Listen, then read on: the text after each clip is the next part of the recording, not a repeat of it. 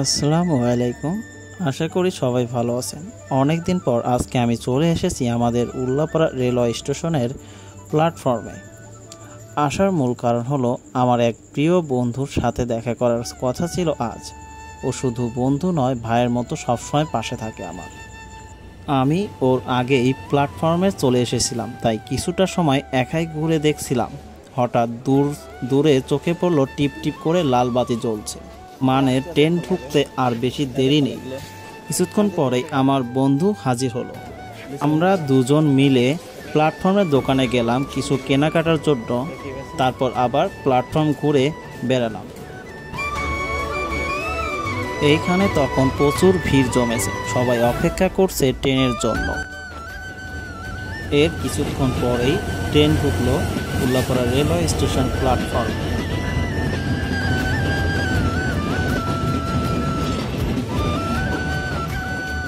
আজকের ট্রেনটা ছিল ঢাকাগামী একটি আন্তনগর ট্রেন। কেউ ট্রেন থেকে নামছে, কেউ আবার লাইনে দাঁড়িয়ে ট্রেনে উঠছে, কারো হাতে বা মাথায় মালামাল, আবার কেউ পরিবার নিয়ে গন্তব্যের পথে। এরপর আমি বাসায় যাওয়ার জন্য ভ্যানে উঠলাম।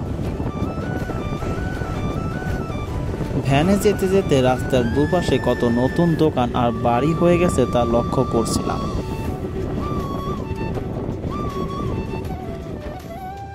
আরেকটু সামনে যেতেই চোখে পড়লো আমাদের কোল্ড স্টোরেজ, যেখানে উল্লাপাড়ার কৃষকরা তাদের ফসল দীর্ঘদিন সংরক্ষণ করেন। এরপর সামনে এলো সরকারি কাওয়াক হাসপাতাল।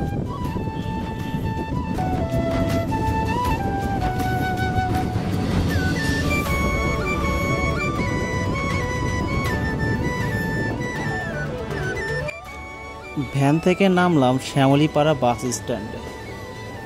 সেখান থেকে গেলাম শিহাব খেলনাঘর। সেখানে আমার পরিচিত এক ভাইয়ের দোকান এবং সেখানে থাকে আমার ভাগ্না। সে একটা নতুন পানির ট্যাঙ্ক দেখালো আমাকে। দেখতে বড় ট্যাঙ্কের মতো হলেও এটা আসলে একটি 20 লিটারের একটি জগ। তারপর আমি আমার মতো করে খেলনাঘরটা ঘুরে দেখলাম। কিছুক্ষণ পর কাজের সময় হয়ে আসায় বাসায় ফেরার জন্য আবার ভ্যানে উঠলাম। ভ্যান থেকে নেমে হেঁটে যেতে যেতে দেখলাম চারপাশের পরিবর্তন, কত নতুন নতুন বাড়ি হয়ে গেছে। আজকের ব্লগ এখানে শেষ। আশা করি ভালো লেগেছে। কেমন লাগলো সেটা কমেন্টে জানাতে ভুলবেন না। ইনশাল্লাহ আবার দেখা হবে নতুন কোনো ব্লগে।